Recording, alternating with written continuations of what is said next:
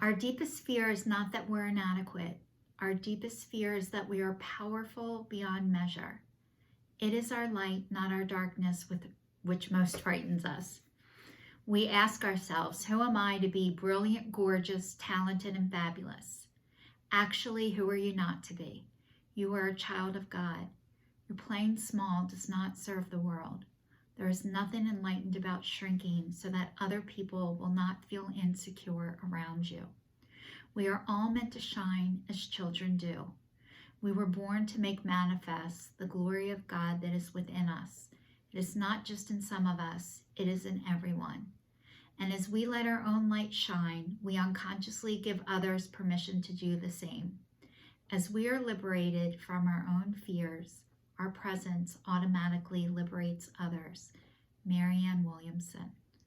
Hello and welcome to I Am the Change. My name is Michelle Simon. I am going to go back to my official name that I was born with. It's so weird to say that. I didn't adjust it on my stuff yet, but I'm going to. And when I say the stuff out loud, I have to do it. So anyway, I started this as my New Year's resolution starting in 2019, stating out loud I was breaking up with fear, I was breaking up with shame, and I was breaking up with guilt, followed by a weekly video for an entire year telling you guys and sharing how fear, shame, and guilt wasn't breaking up with me. And it still hasn't broken up with me. It is like a stalker, and it's there every day, and it's not as bad as it used to be. Every day it's getting a little bit better, and it's not that I don't get afraid or I don't feel shame or I don't feel guilt. I don't feel it for as long as I used to, and I can feel the fear and do it anyway. A lot of the times the things that I fear the most, they never end up coming true anyway. I spend all this time worrying about what could happen, and every time it turns out a million times better than I thought it would. And so that's the one thing about going to the dark side. It never gets as bad as I think it's going to, which is great. So, and then I've had other New Year's resolutions since then. All my videos are on Facebook, YouTube, and Instagram. So if you'd like to go back and watch, please go back to those sites and check them out. But last week I decided that I would be working on forgiveness this year. Forgiving myself and forgiving others. And it sounds like, you know, it's a huge deal for me. I walked around angry and resentful and hurt and wounded for most of my life, and I couldn't tell anybody, and I pretended like everything was fine when it wasn't, and eventually I couldn't do it anymore. It got too heavy, and it started to come out in my body. And what do I mean by that? I started having back problems and neck problems. I also got in a car accident, but the back problems started before my first car accident that I really remember. I was in other car accidents, but none of them that really made an impact like the first one I got in when I needed neck surgery. However, by ignoring how I felt and what was going on and just sucking things up over time, it gets stored. It got stored in my body. And I don't know if you guys ever heard, our issues are in our tissues. And guess what? I have a lot of issues, and they have been in my tissues, and they are coming out. And I started learning how to be myself and start removing the fake mask that I used to wear of pretending everything was good when it wasn't, because I just couldn't keep doing that anymore. It was exhausting, and it took my soul to pretend like things were good when they weren't. And you know, I just wanted to look like I had it together. And the truth is, nobody has it together. And the better people look, my experience has been, the better people look on the outside, the worse it is on the inside, just so you know. And as I've started to come back to being myself, I don't have to try as hard to be something that I'm not. I can't. I don't have the energy to do it. You guys, last week I was talking in my video the difference between can't and won't, and thinking that, you know, people should do things and they're purposely not doing them just to hurt me. And a lot of times people didn't have what I needed, and I was trying to get it from them anyway. And one of the sayings I heard is like going to the hardware store to try and get bread. And really what I learned is there's no bread at the hardware store. And even if the person in the hardware store says, what kind of person needs bread anyway? You need a hammer, Michelle. Why don't you get this hammer? Screwed up people want bread. Do you want bread? Like, that was what my life looked like. And I'm a big person of analogies. Like, I need analogies to understand things, and I explain things that way too. But this week I wanted to talk about the difference between compassion and codependency. And what is the difference? What is the difference from being kind and compassionate and feeding codependency? Which, first of all, most of us don't even know what codependency is, but it's on TV, it's in the movies, and it's forecasted as love and kindness, and you're giving to others, and what a great person gives, what a great person does, sacrifice myself to help you, and that makes me such a good person. And actually what it is it's a sickness. And when you are helping somebody, when you don't want to help them, you are feeding their codependency and their sickness, and you're also feeding yours. And what I have experienced is a lot of times when I helped somebody because I felt sorry for them, I ended up resentful and mad at that person because they didn't appreciate what I did, they didn't value what I did. And it's okay to be compassionate and to have understanding of what people are going through. But sometimes, you know, you get that feeling of, I really shouldn't be doing this, but I'm just going to do it anyway. That I really shouldn't be doing this is correct. And then when you cannot stop yourself from doing that anyway, that is the sickness.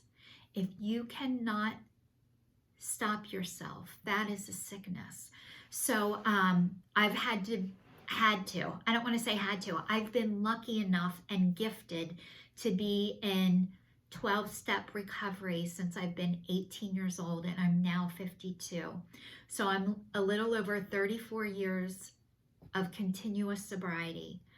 I am a little over 10 years, almost 11 years in ACA, which is Adult Children of Alcoholics and Dysfunctional Families.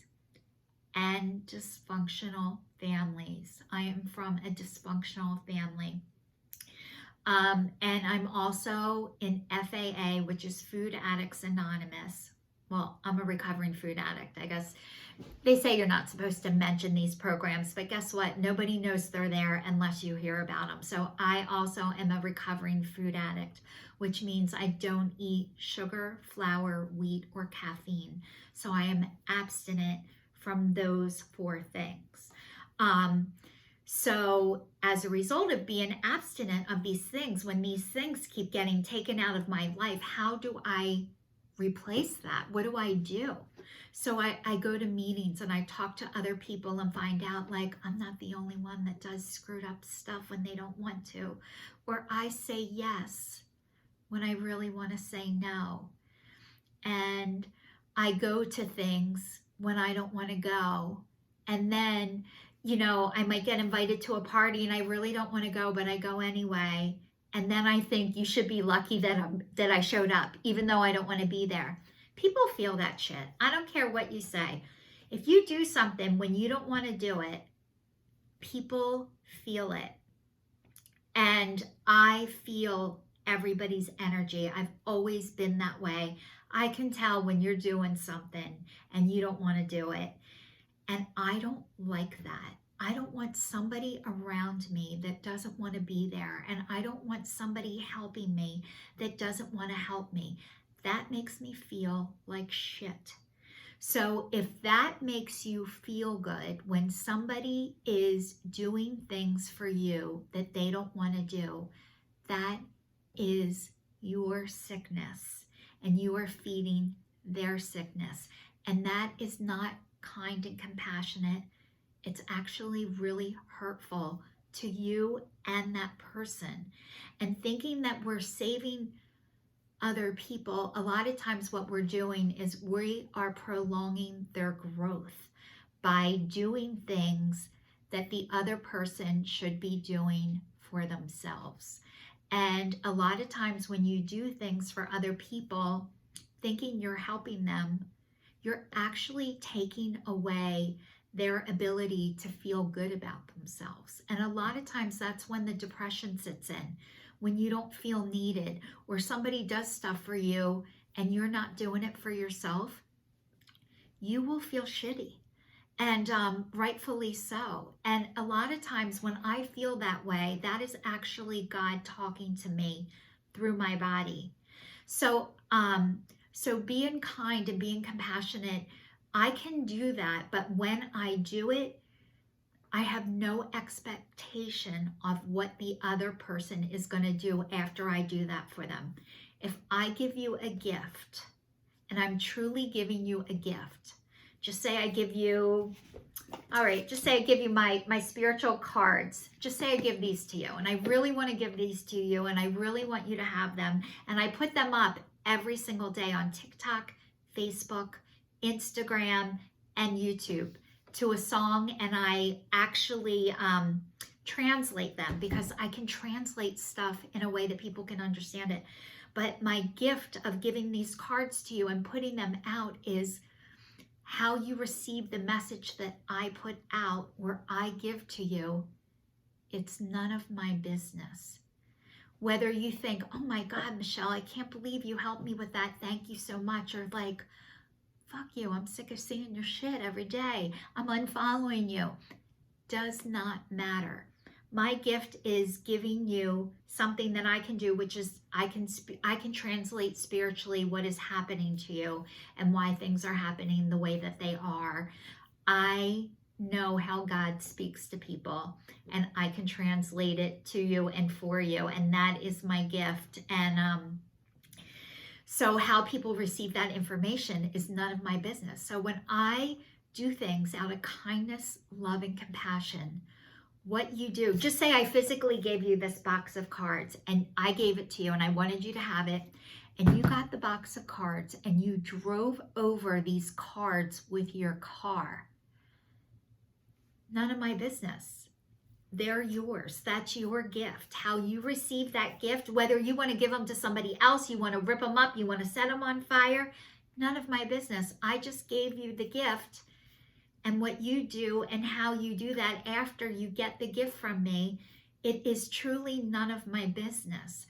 So my gift to all of you is sharing myself and my journey and the things that I have been on to hopefully help other people. However, if that doesn't happen, that's none of my business either. And it's not my job to worry about how you received me. That's God's business. So I hope I was able to explain that in a way that you guys were able to understand, but there is a huge difference of being kind and compassionate as opposed to doing things that aren't good for another person. And when they're not good for the other person, they're not good for you either, or vice versa. If something isn't good for you, it is not good for the other person either. So if you can look at it this way, when you're doing something that is codependent and you're helping somebody, even though you got that feeling, God, I really shouldn't be doing this, but I'm just going to do it anyway. When you do that, actually what you're doing is you are harming and hurting that other person. And you're harming and hurting yourself. And what I know without a doubt, 100%, is God does not want you to harm or hurt yourself. for any reason, not for money, not for love, not for a job, not for a relationship. So this is your sign signing off. Thanks so much for watching. Please stay safe, stay tuned, and I will see you all next week. And you guys, I used to go to speech therapy for my S's. That's why I have a hard time talking. All right, thanks. Bye-bye.